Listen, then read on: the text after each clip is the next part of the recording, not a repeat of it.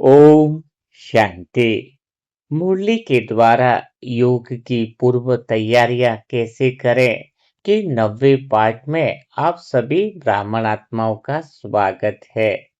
आज भगवान के महावाक्य है कि समय की रफ्तार को पहचानो, समय की तीव्रता को जानो, क्योंकि अगर अभी भी हमने समय को नहीं पहचाना तो बहुत बड़ी परेशानी में आने वाले हैं। तो योग की पूर्व तैयारी अर्थात वही आत्मा योग कर सकती है जिसके अंदर यह बर्निंग डिजायर हो कि बाप समान बनना ही है, भगवान के जैसा बनना ही है। बिना इस बर्निंग डिजायर के कोई भी आत्मा गहरा योग कर ही नहीं सकती है। इसको हम आसान भाषा में पहले समझेंगे। एक दोस्त ने रात को 2 बजे अपने कोई मिलने वाला था, उसको फोन किया। उसको 1 लाख रुपए की अर्जेंट जरूरत थी। दोस्त को फोन किया रात को 2 बजे। दोस्त को बोला मुझे 1 लाख रुपया कैश की जरूरत है। तो दोस्त ने बोला अभी तो रात की 2 बजी है, अभी मैं कहाँ से ला करके दूं, अभी तो बैंक भी बंद है, अभी तो बहुत सारे इश्यूज हैं, तो अभी तो मैं वो 1 लाख कर नहीं सकता हूँ। और फिर उसने फोन रख दिया।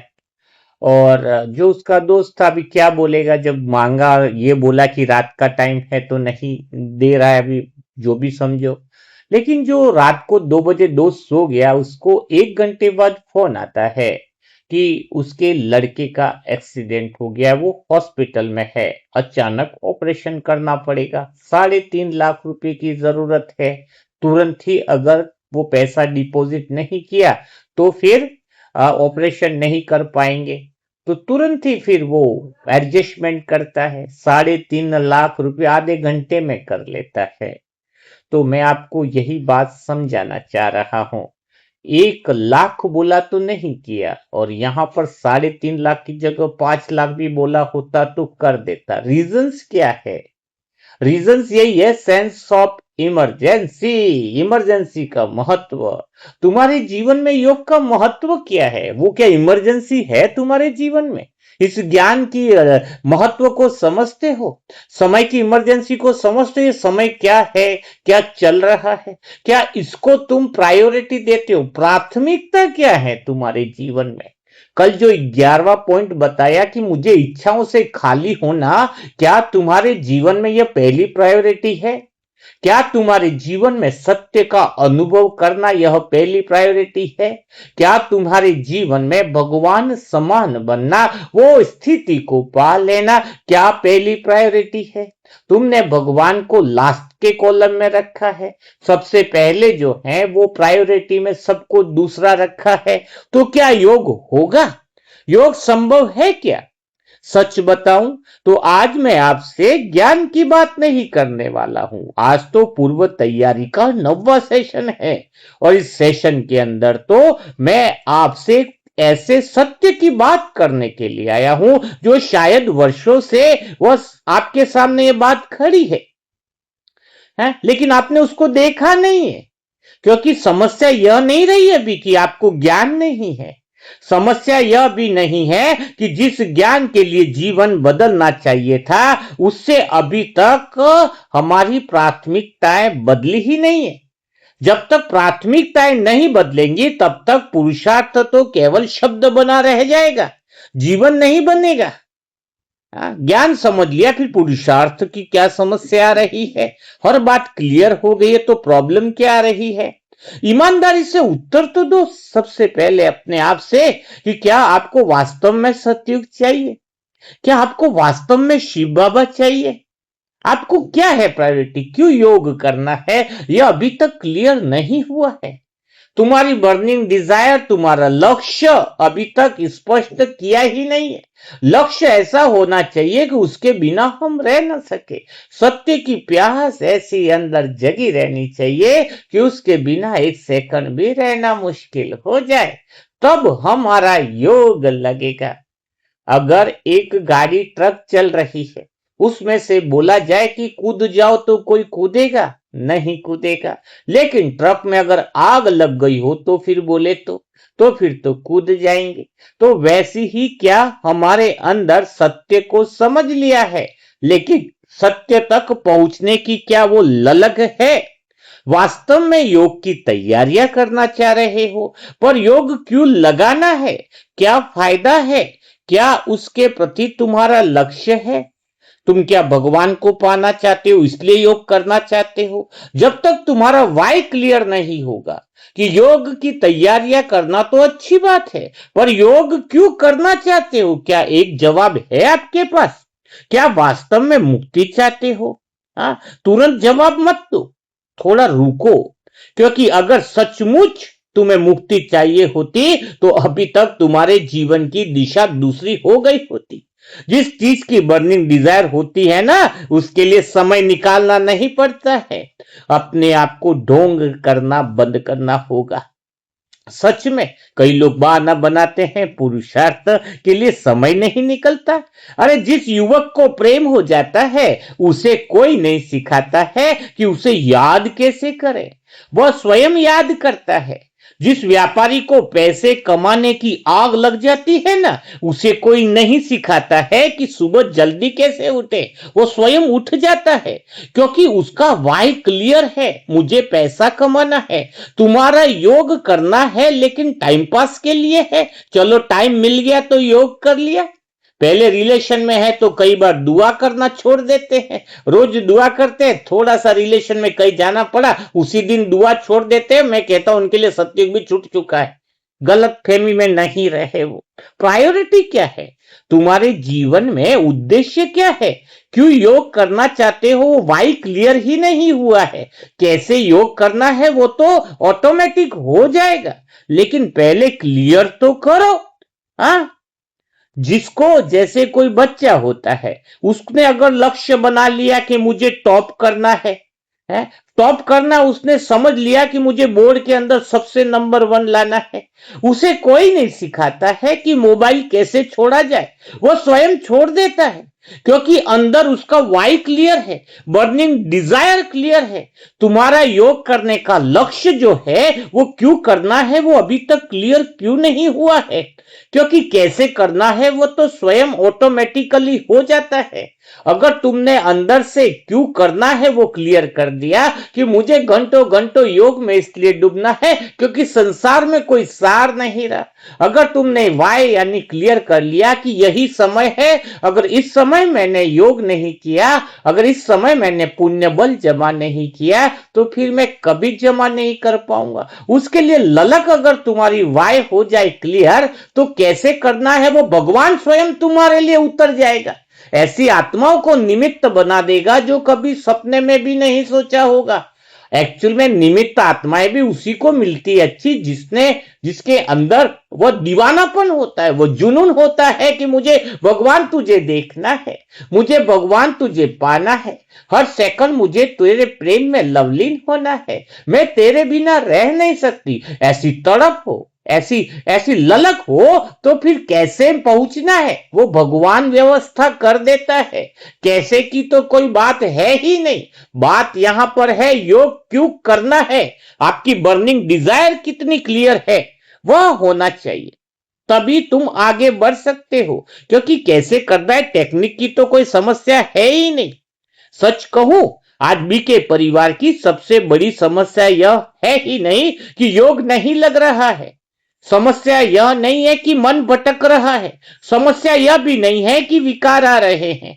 असली समस्या यह है कि अभी तक तुम्हारे अंदर वह आग पैदा हुई नहीं है भगवान के लिए, जिसके सामने संसार छोटा लगने लगे।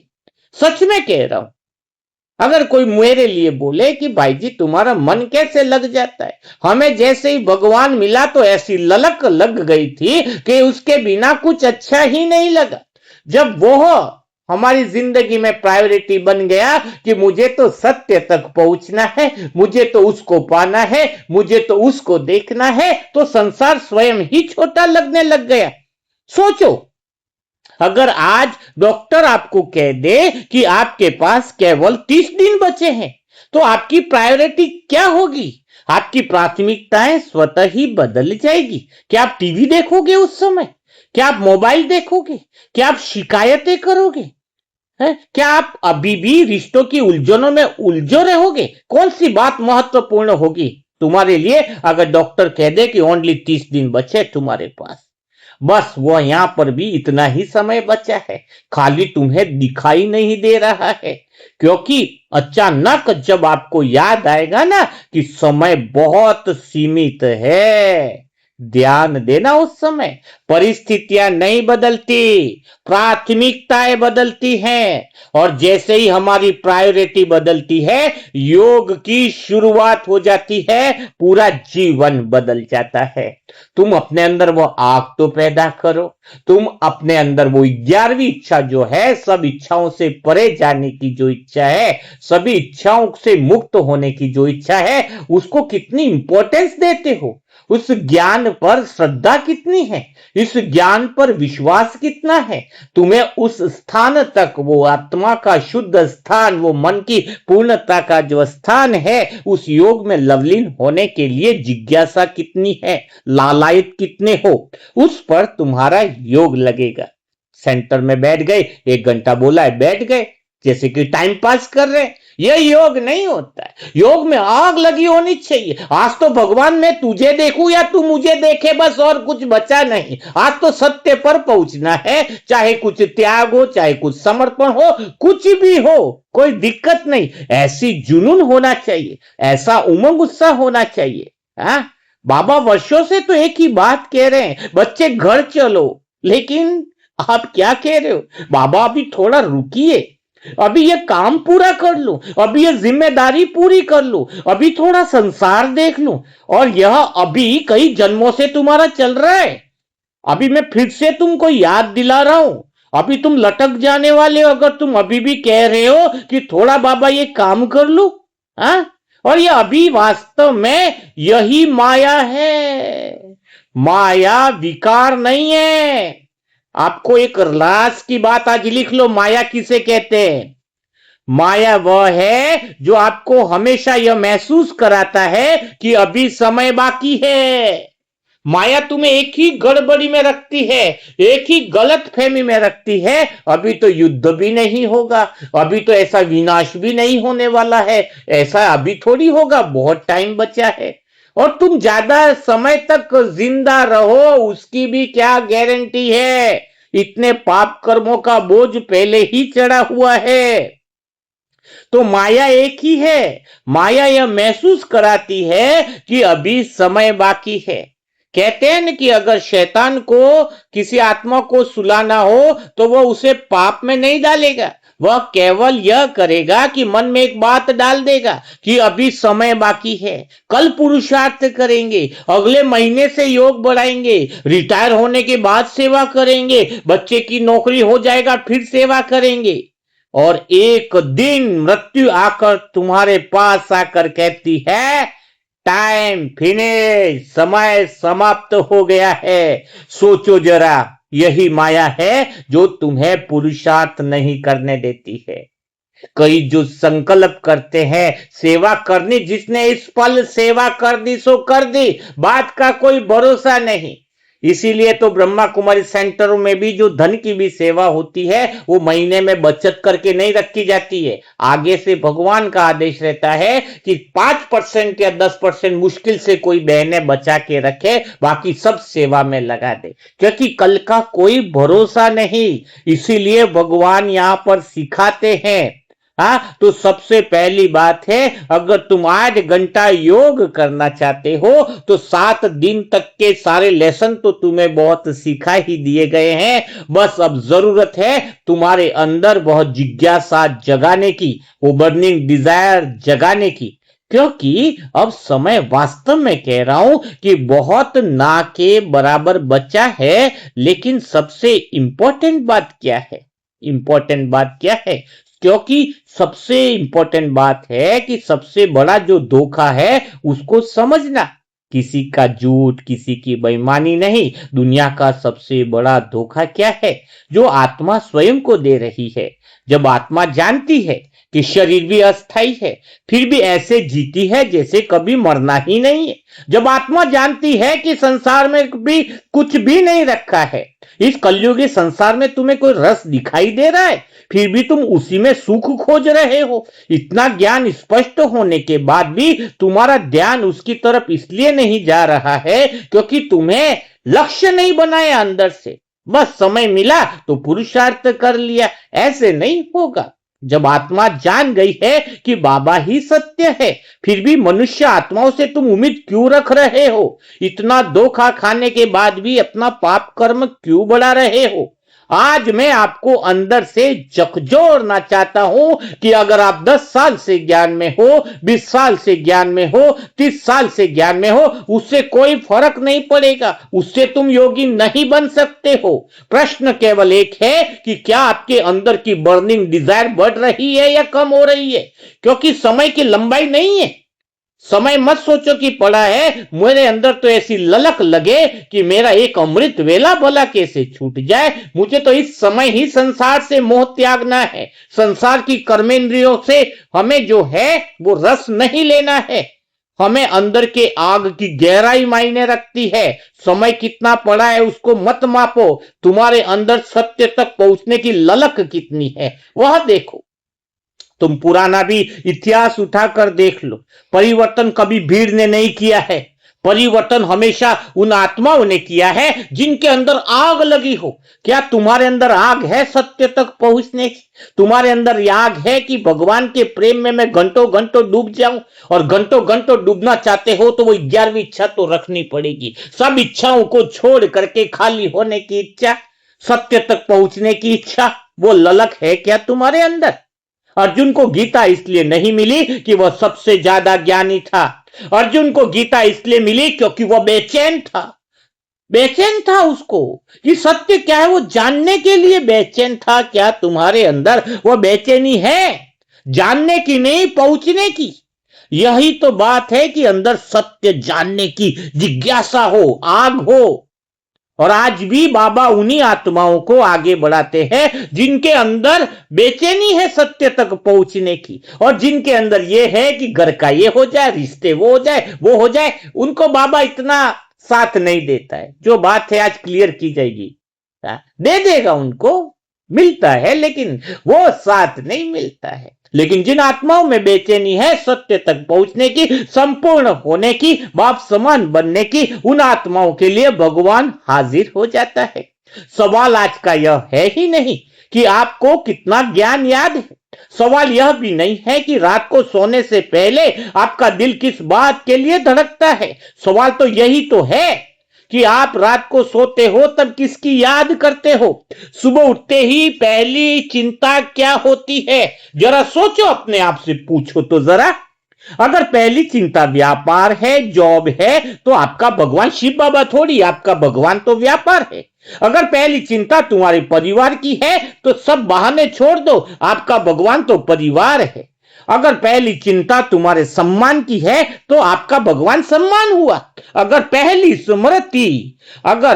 स्मृति भगवान है, हर समय बाबा है, बाबा को सबसे पहले यह ध्यान रख रहे हो, तो समझ लेना आपका रास्ता योग की दिशा में सही जा रहा है। आप घंटों घंटों भगवान के अंदर डूबने की तैयारी में 90 सेशन में प्रवेश करने जा रहे हो।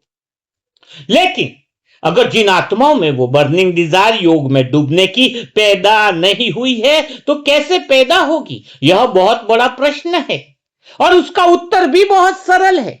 इतना बड़ी बात नहीं है। अगर आपके अंदर गाड़ी स्टार्ट नहीं हो रही है, सब कुछ जानने के बाद भी, सब कुछ समझने के बाद भी तुम्हारे अंदर वो आग पैदा नहीं हो रही है योग के लिए, संसार को ही महत्व दे रहे हो, तो इसका रीजंस क्या है?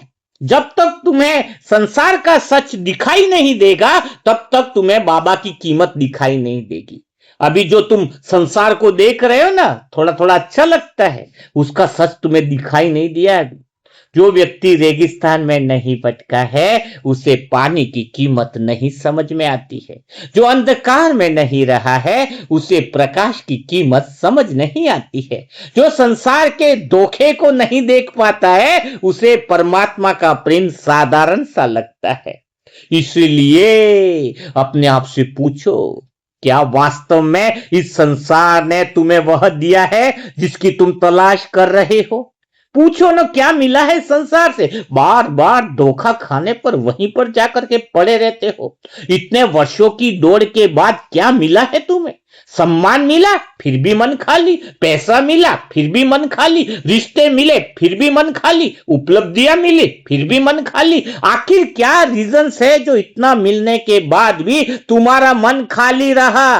क्यों नहीं पूछते अपने आप से? क्योंकि मन की जो भूख है वो संसार की वस्तुओं से मिट नहीं सकती है। यह अज्ञानता को मिटने से ही तुम्हारे मन को सुकून मिल सकता है। जब यह भ्रम नहीं मिटेगा कि संसार से मुझे कुछ मिल सकता है।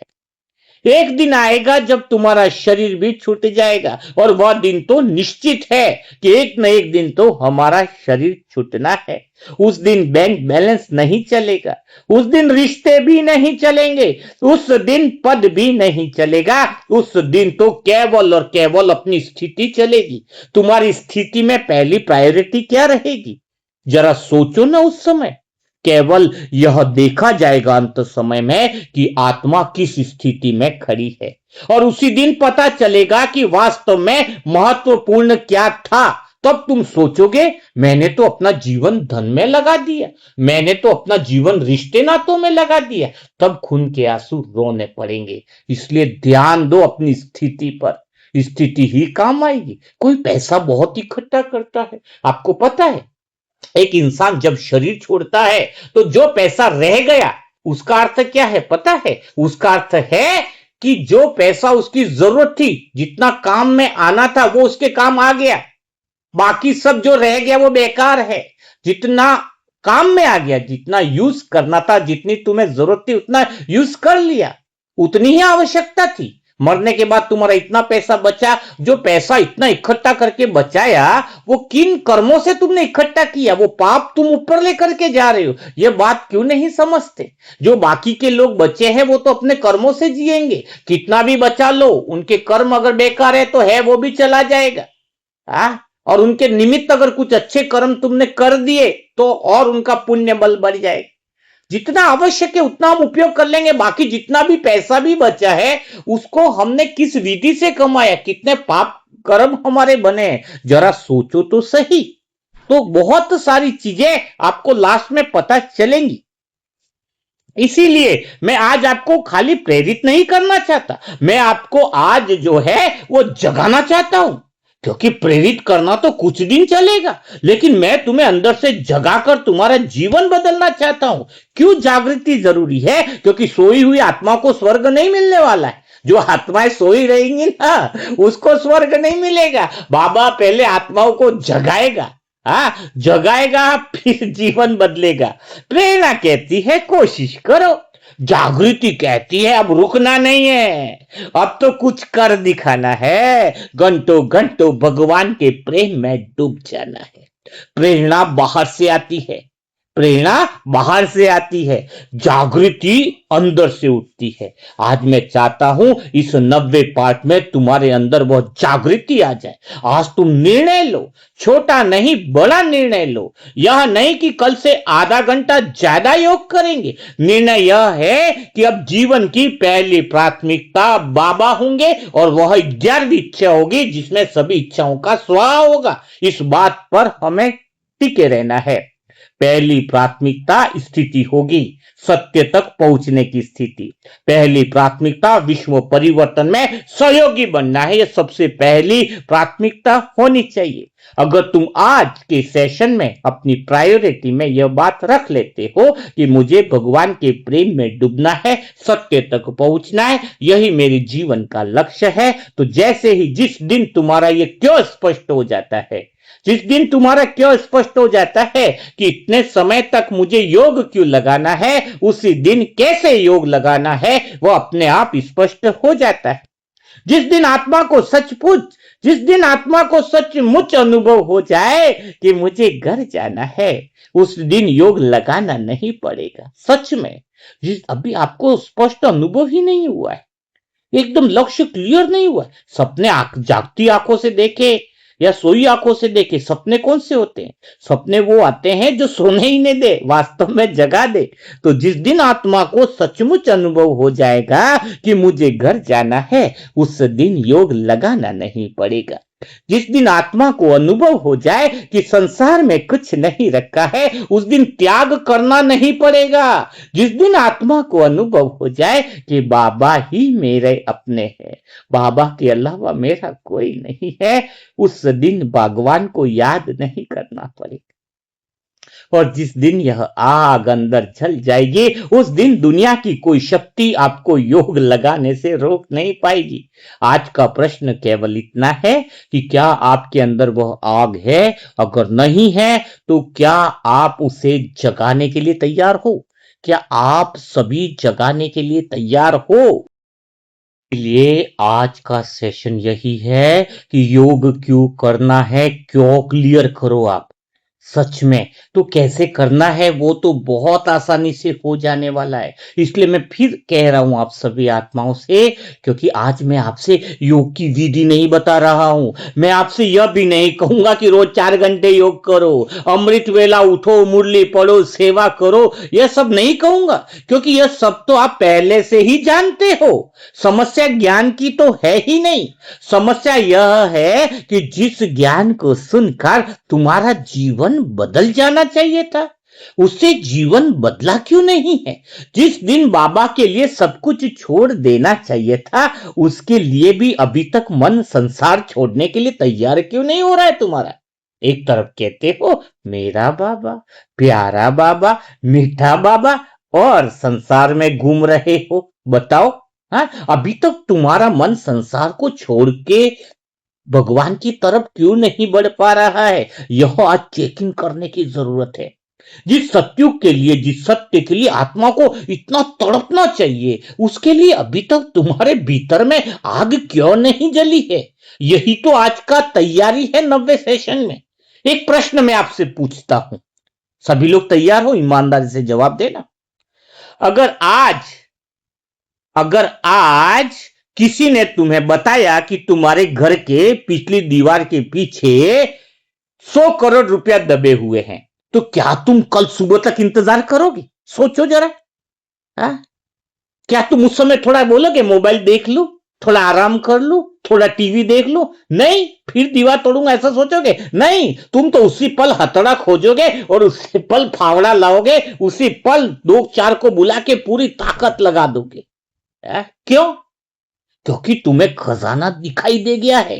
अब ध्यान से सुनो, समस्या यह नहीं है कि तुम्हारे पास ताकत नहीं है, तुम योगी बनने ही वाले हो। समस्या यह नहीं है कि तुम्हारे पास समय नहीं है, समस्या केवल इतनी है कि तुम्हें पहले खजाना दिखाई नहीं दे रहा था। यही तो हमारी आध्यात्मिक स्थिति है। बाबा बार बार कह रहे हैं कि बच्चे, तुम्हारे सामने जन्म जन्मांतर की बादशाही सामने रखी है। तुम्हारे सामने देवत्व रखा है, तुम्हारे सामने परम धाम रखा है, तुम्हारे सामने स्वयं भगवान की प्रेम की धाराएं बह रही है, लेकिन तुम्हें वह दिखाई क्यों नहीं दे रहा है? और जब तक तुम्हें वो प्राप्तियां दिख नहीं रही है, इसीलिए तुम्हारा पुरुषार्थ बोझ लगता है, योग संघर्ष लगता है, थोड़ा बहुत त्याग करना कठिन लगता है।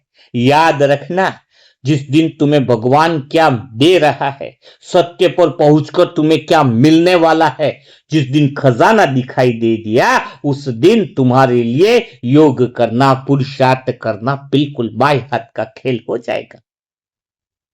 क्योंकि दुनिया में कोई भी व्यक्ति आलसी नहीं होता है। आदमी उसी काम के लिए आलसी होता है जिसकी कीमत उसे समझ में नहीं आती है। जिस दिन तुम्हें संगम युग के सेकंड की कीमत समझ में आ जाएगी, उसी दिन ऊर्जा पैदा हो जाती है। सोचो जरा, जिस दिन कीमत समझ में आनी चाहिए ना तुम्हारे, तो ऑटोमेटिकली तुम्हें पता चलेगा कि संगम युग का समय इतना इंपॉर्टेंट है कि मुझे हर पल इसका उपयोग करना है। जब अंदर से वो एक दर्द सा पैदा हो, एक बेचैनी हो कि मेरे पास तो समय कम है, अब तो मुझे भगवान के प्रेम में डूबना ही है। क्योंकि आत्मा के भीतर मुक्ति की ऐसी बर्निंग डिजायर होनी चाहिए, ऐसी बर्निंग डिजायर होनी चाहिए कि बस बाबा को पाने की ऐसी बेचैनी सी लगे कि फिर क्या देह अभिमान से निकलने का ऐसा दर्द भी तुम्हें महसूस नहीं होता है? फिर पुरुषार्थ तो भारी नहीं लगता है सचमुच। हाँ, क्योंकि ज्ञान कितने साल से ये तो है ही नहीं ना प्रश्न, 10 साल से 20 साल से। प्रश्न तो यही है कि बाबा के लिए तड़प कितनी है तुम्हारी। क्या आज संसार से वैराग्य जो है वो तुम्हारा पहले से ज्यादा हुआ है या कम हुआ है? क्या आज समय की कीमत पहले से ज्यादा समझ में आ रही है, या आज भी तुम समय को ऐसे ही टाइम पास में निकाल रहे हो? यदि तुम्हें समय की कीमत समझ में आ रही है, अगर संसार का वैराग्य पहले से ज्यादा हुआ है, तो समझ लेना कि तुम योग की तरफ बढ़ रहे हो, वरना तुम आगे नहीं बढ़ रहे हो। है? क्योंकि अज्ञानी आत्मा जो है वो हमेशा सोई हुई है, यही तो सबसे बड़ी बात है। लेकिन ज्ञानी होकर के सो जाना उससे भी बड़ा खतरा है। सबसे बड़ा खतरा है सारा ज्ञान समझ में आने पर भी तुम्हारे अंदर वो बर्निंग डिजायर, वो इच्छा पैदा नहीं होना, उसके प्रति समर्पण नहीं होना। सच में कह रहा हूं, ये सबसे बड़ा खतरा है। लेकिन ज्ञानी को तो पता होना चाहिए ना कि जागना चाहिए, फिर भी सो रहा है। बाबा बार बार तुम्हें कह रहे बच्चे समय कम है। आज की पूरी मुरली जो है वो इसी पर है, है? है? पूरी मुरली क्या कह रही है? पूरी मुरली जो कह रही है वो यही कह रही है कि समय जो है वो बिल्कुल ही नाजुक सा बचा हुआ है, इसलिए अभी हमें जागना चाहिए। सोचो जरा, कुछ भी नहीं रहेगा, 4 लोग उठा करके लेके जाएंगे। शरीर अपन सोचते हैं बचपन जवानी, कोई समय का कोई भरोसा है? हम क्या लेकर के जाने वाले हैं, क्या तैयारियां हमारी है, वह तो हम समझे जरा। तो बस मैं यही कह रहा हूं कि अगर ईमानदारी से, हाँ, ईमानदारी से तुम्हें अपने आप को देखना है, और जब ईमानदारी से अपने आप को देखोगे, उसी दिन योग की शुरुआत हो जाएगी। मैं आपसे फिर कह रहा हूं कि समय गुजर नहीं रहा है, समय फैसला कर रहा है। घड़ी की हर टिक टिक टिक टिक टिक टिक तुम्हारी आयु नहीं घटा रही है, तुम्हारी अवसरों की गिनती कर रही है। और सबसे बड़ा आश्चर्य यह है कि मृत्यु हमारी ओर दौड़ के आ रही है, और हम अभी भी सोच रहे हैं कि अभी समय बाकी है। यही तो माया की सबसे बड़ी खतरनाक गलतफहमी पैदा करना है। एक दिन यमराज दरवाजे पर नहीं आएंगे, एक दिन वे हमारी सांसों के बीच खड़े होंगे। उस दिन हमारा बैंक बैलेंस नहीं बोलेगा, उस दिन हमारे रिश्तेदार नहीं बोलेंगे, उस दिन हमारा पद, हमारा सम्मान, हमारी प्रसिद्धियां, हमारी उपलब्धियां सब मौन हो जाएंगे। उस दिन सिर्फ एक ही बात बोली जाएगी, एक ही बात देखी जाएगी, हमारी स्थिति बोलेगी। कोई काम नहीं आएगा, स्थिति सदा काम आने वाली है। और आत्मा से पूछा जाएगा, बताओ क्या पूछा जाएगा? कि तुमने जीवन के अंदर, भगवान ने तुम्हें इतना सारा ज्ञान दिया, समझ दी, जो समय मिला उसका तुमने क्या उपयोग किया? जो भगवान स्वयं तुम्हें पढ़ाने आए थे उनके साथ तुम कितना चले? याद रखो, मृत्यु कभी बूढ़ों के लिए आरक्षित नहीं होती है। शमशान में कभी उम्र नहीं पूछी जाती है। कभी भी किसी भी पल मृत्यु आ सकती है। वहां केवल एक ही घोषणा होती है, टाइम फिनिश। इसलिए जो आत्मा आज भी कह रही है कि अभी बहुत समय है, वह स्वयं को धोखा दे रही है। समय की सबसे बड़ी विशेषता यही है कि जब तक वह है तब तक उसका मूल्य समझ में नहीं आता है। और जब उसका मूल्य समझ में आता है तब तक वह समय जा चुका होता है। इसलिए कह रहा हूं कि समय नाजुक है। इस समय हमारी सबसे पहली प्रायोरिटी सत्य तक पहुंचने की होनी चाहिए। सबसे पहली प्रायोरिटी कर्मों के हिसाब की फाइलों को चुक्त चू करने की होनी चाहिए। आ? सोचो जरा, अगर आज की रात यह घोषणा हो जाए कि यह तुम्हारे जीवन की या हमारे जीवन की अंतिम रात है, तो क्या हम वैसे सो पाएंगे जैसे कल सोए थे? क्या हमें वो शिकायतें याद आएंगी? क्या वो झगड़े याद आएंगे? क्या वो अहंकार याद आएगा? हाँ, कि मेरे पास बैंक बैलेंस है वो याद आएगा? उस क्षण तो एक ही बात याद आएगी, पता है क्या? काश थोड़ा और समय मिल जाए। बाबा ये लास्ट रात मत दो, 1 महीना और दे दो, ताकि मैं पुण्य कर लो, ताकि मैं ये कर लो। हाँ, एक ही शब्द रहेगा तो हमें वो कहने की जरूरत ना पड़े कि काश थोड़ा और समय मिल जाता। वो लाइन में हम न रहे। भगवान इस धरती पर आया, जो मैं आत्मा इस समय जो कुछ कर सकती थी वो मुझे कर लेना चाहिए था। सोचो जरा। हाँ, लेकिन सुनो, जो आत्मा आज काश के पहले जाग जाएगी, सच में कह रहा हूं, वही योग कर पाएगी, वही भगवान के प्रेम में डूब पाएगी। और जो आत्माएं आज का काम कल पर टालती हैं, काश करती हैं, काश के बाद तो रोती ही है। शिव बाबा का प्रेम कितना महान है। भगवान तुम्हें स्वर्ग नहीं दे रहे हैं, पहले तुम्हें जगा रहे हैं। क्योंकि सोई हुई आत्मा को स्वर्ग भी मिल जाए तो वह उसकी कीमत नहीं समझेगी। बाबा बार बार पुकार रहे हैं, बच्चे घर चलने की तैयारी करो। लेकिन आत्मा कह रही है, बाबा थोड़ा रुकिए, अभी यह काम बाकी है। बाबा थोड़ा रुकिए, अभी समय बाकी है। बाबा थोड़ा रुकिए, अभी मोह बाकी है। अभी समय मुस्कुरा रहा है, क्योंकि उसे पता है कि यह थोड़ा कभी समाप्त नहीं होता है। लेकिन आज निर्णय का दिन है। अगर वास्तव में तुम योगी बनना चाहते हो तो स्वयं से पूछना होगा कि क्या वास्तव में आप जागी हुई आत्माएं हो या केवल ज्ञान की बातें जानती हो। ज्ञान सुनना और ज्ञान बन जाना, इन दोनों के बीच में पूरा जीवन खड़ा है। हजारों लोग सुनते हैं, हाँ, हाँ, लेकिन हजारों लोग प्रेरित भी होते हैं, लेकिन परिवर्तन तो कुछ ही लोग कर पाते हैं। है? हजारों लोग कहते हैं ना कि हमें बाबा चाहिए, लेकिन कुछ ही लोग ऐसे होते हैं जिनकी वास्तव में पहले नंबर पर भगवान को रखते हैं। है?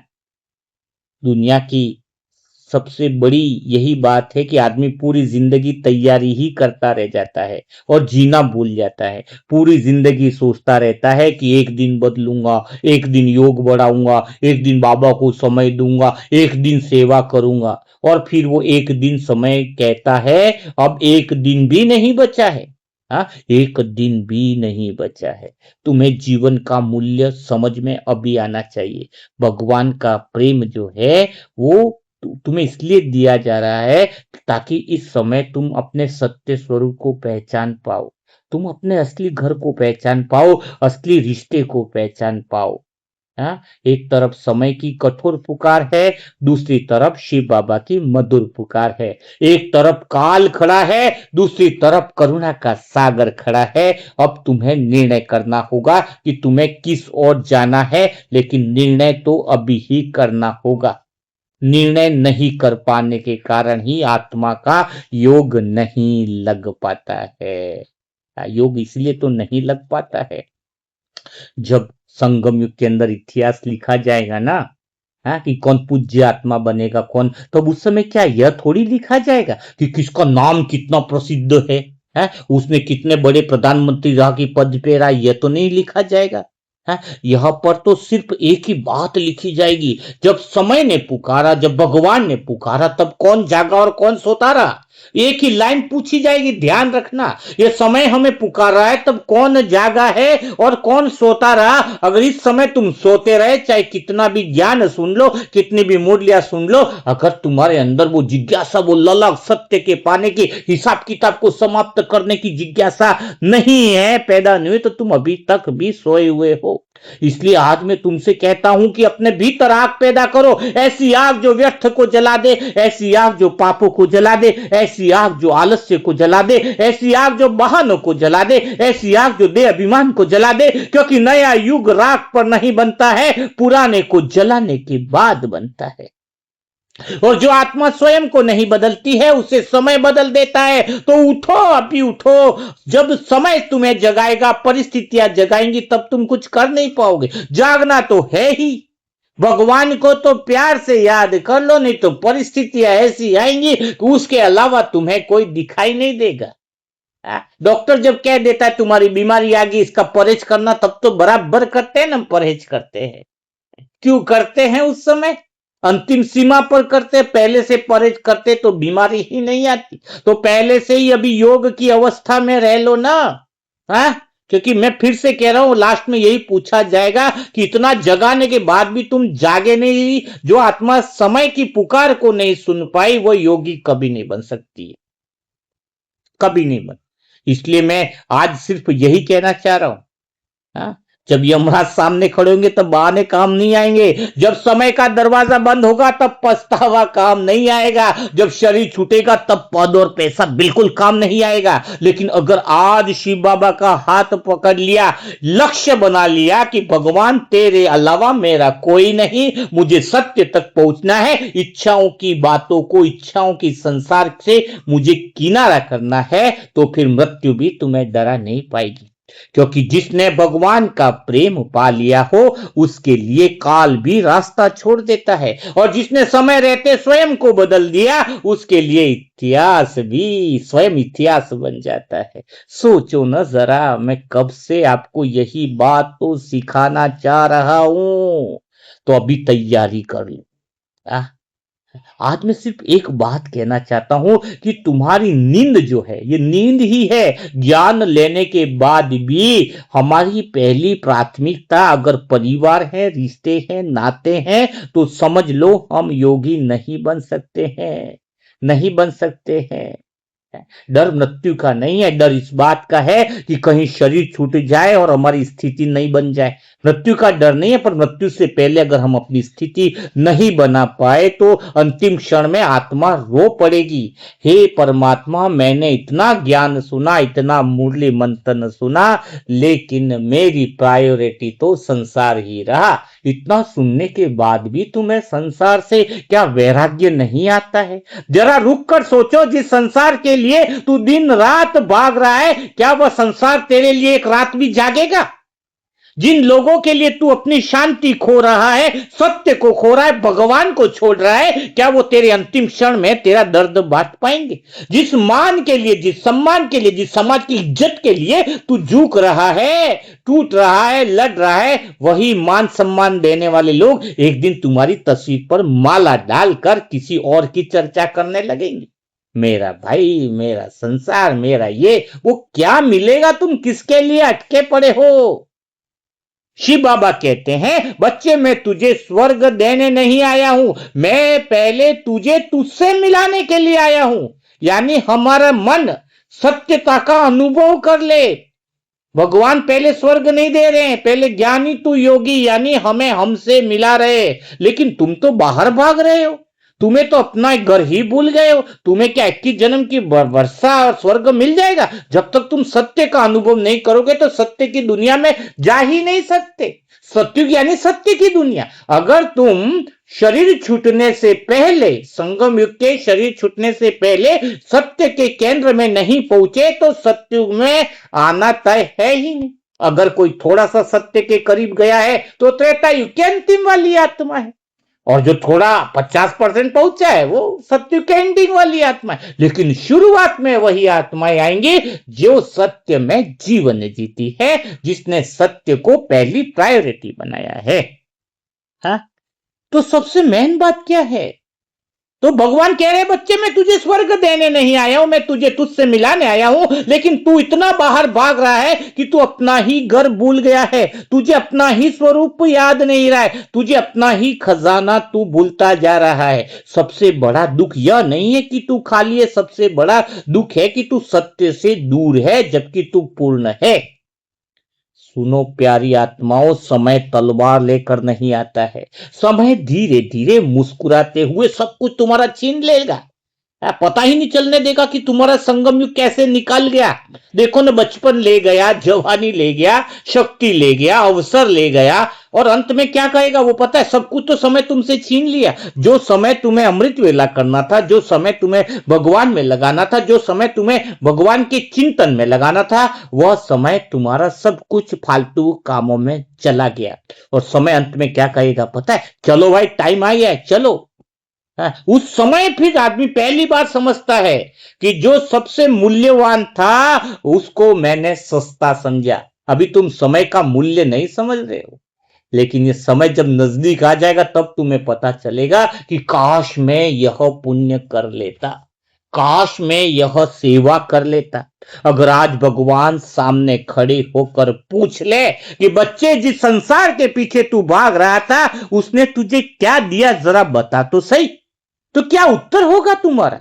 यही बोलोगे, थोड़ी खुशी दी, फिर बहुत सारी चिंता दी, थोड़ी सी प्रशंसा दी संसार में और बहुत अपमान दिया, थोड़ी सी उम्मीद दी और बहुत निराशा दी, और फिर भी आत्मा उसी रेगिस्तान में पानी खोज रही है जहां 63 जन्मों से जूते खा रही है। एक बूंद भी पानी नहीं मिला है। एक दिन ऐसा आएगा जब न मोबाइल बजेगा, न कारोबार बुलाएगा, न परिवार रोक पाएगा। उस दिन केवल एक आवाज आएगी, समय पूरा हो गया है।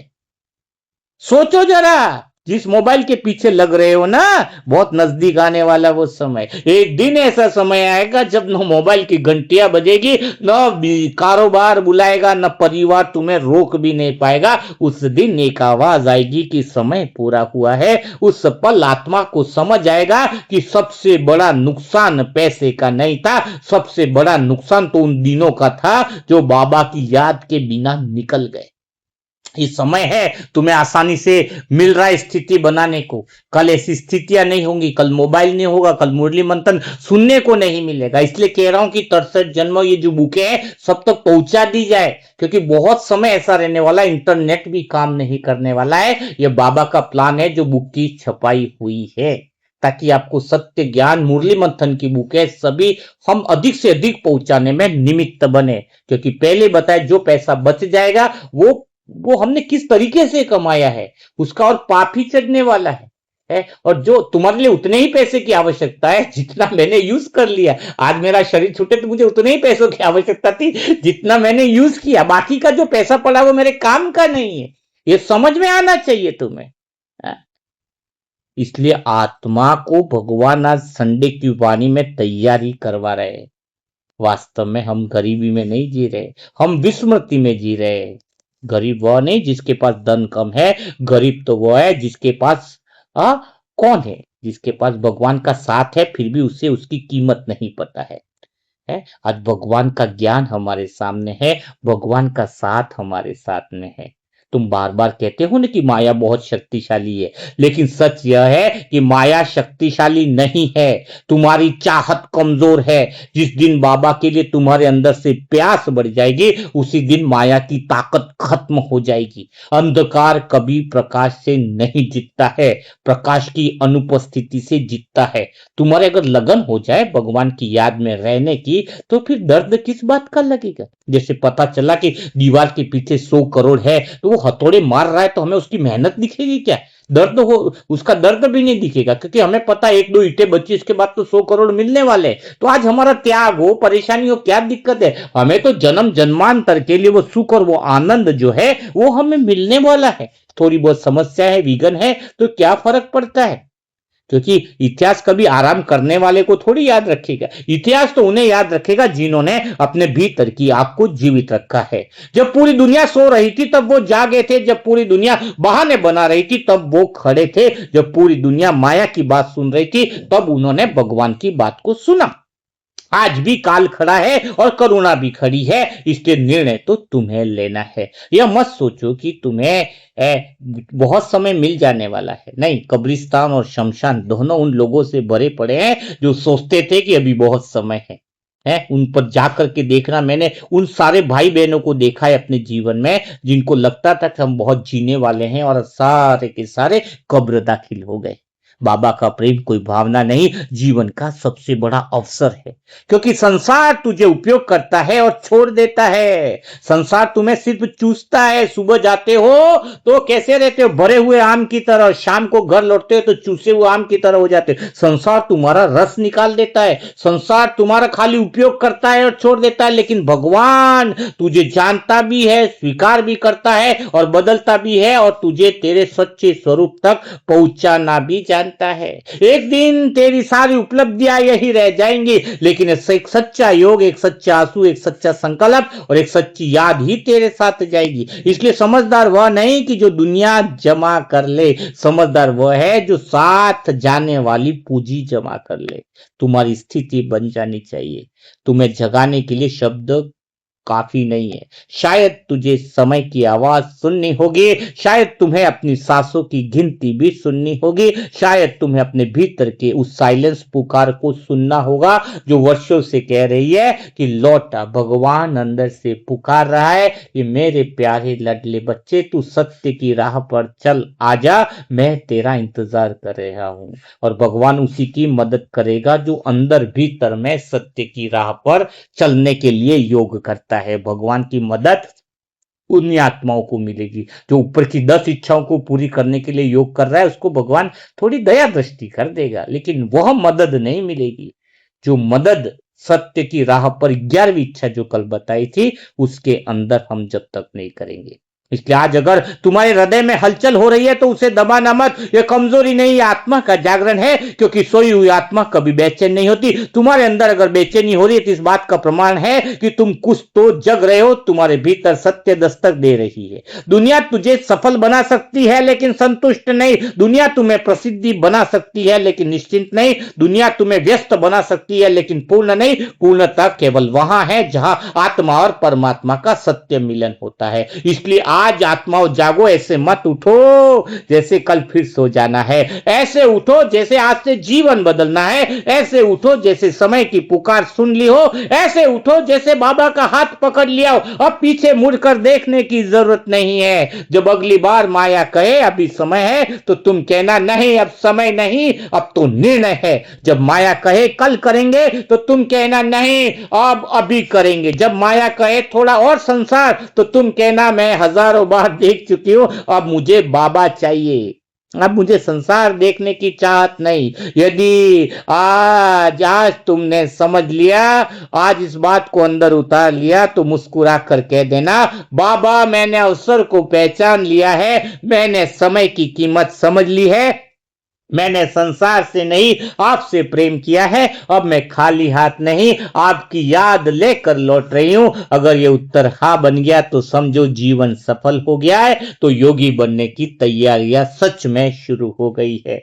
अगर तुम सच्चे दिल से बात कह पाओ, कौन से, ये बाबा मैंने अवसर पहचान लिया है, मैंने समय की कीमत समझ ली है, मैंने संसार से नहीं आपसे प्रेम किया है, अब मैं खाली हाथ नहीं आपकी याद लेकर लौट रही हूं। अगर ये उत्तर वास्तव में हाँ बने तो सच कह रहा हूं, आज से तुम्हारी योगी बनने की अगली तैयारियां सच में शुरू हो गई है। तो मैं यही कहना चाह रहा हूं आप सभी आत्माओं से, अंदर एक आग लगा दो तो हमारी योग की तैयारियां जो है वो बहुत अच्छी मानी जाएगी। हमें हमारा योग जो हम इतने समय से, देखो काफी सारी बातें तो पता चल गई है ना। अब सिर्फ एक ही ललक हो, एक ही उद्देश्य हो कि मुझे जो है वो सत्य तक पहुंचना है, तरसे जन्म के पाप कर्म है उसको समाप्त करना है। अब मुझे संसार से बिल्कुल ही संसार की तरफ आकर्षण नहीं करना है, संसार की वस्तुओं वैभवों के प्रति आकर्षित नहीं होना है। तो इसी ललक के साथ आप तैयार हो जाओ, और जितना हो सके, मेरे दिल की भी ख्वाहिश यही कहती है, बड़ी मेहनतों से पुस्तकें लिखी गई है और बहुत जगह से डिमांड आ रही है, तो इस समय हम अधिक से अधिक जो है वो धन भी, जो बाद में तो यूज आने वाला नहीं है, समय बिल्कुल नाजुक है, तो हम वो काम करें, हम प्रायोरिटी दें, हम अधिक से अधिक आत्माओं तक वो पहुंचाने की सेवा के निमित्त बने। अगले 1-2 महीने में बहुत बड़े स्तर पर इसका काम शुरू होने की तैयारियां हो गई है कि हर जगह यह सत्य ज्ञान सबके पास मिलना चाहिए। तो आज का मुरली मंथन कैसा लगा? क्या आज की मुरली मंथन सुन के आपके अंदर भीतर में वो बर्निंग डिजायर जागी है? क्या वो आग जागी है? कि मुझे तो बस सत्य की तरफ ही जाना है। 11वीं इच्छा, इच्छा मात्रम अविद्या स्थिति में मुझे पहुंचना है। मुझे समय की कीमत समझनी है, समय को वैल्यूबल बनाना है। मेरे जीवन की प्राथमिकता लिखना है डायरी में। मेरे जीवन की सबसे पहली प्रायोरिटी क्या है? भगवान, तेरे से प्यार करना, सत्य के केंद्र पर पहुंचना, विश्व परिवर्तन के कार्य में सहयोग देना। ये प्राथमिकता कागज पे लिखो और सच में इस पर अमल करोगे तो भगवान दौड़ा हुआ परम धाम से तुम्हारे घर पर आ जाएगा। सच में भगवान उस बच्चों से बहुत प्रेम करता है जो सत्य के केंद्र पर पहुंचना चाहते हैं। आप खाली प्रायोरिटी डिसाइड करो, कैसे पहुंचना वो भगवान करा देगा। तुम कैसे का तो प्रश्न है ही नहीं, खाली प्रश्न है क्यों का। आप खाली ये पूछो कि मुझे क्यों करना है, बस ये समझ में आ जाना चाहिए तुम्हें। है वाई एंड हाउ। हाँ, वाई का क्लियर हो जाए तो हाउ ऑटोमेटिक क्लियर हो जाता है।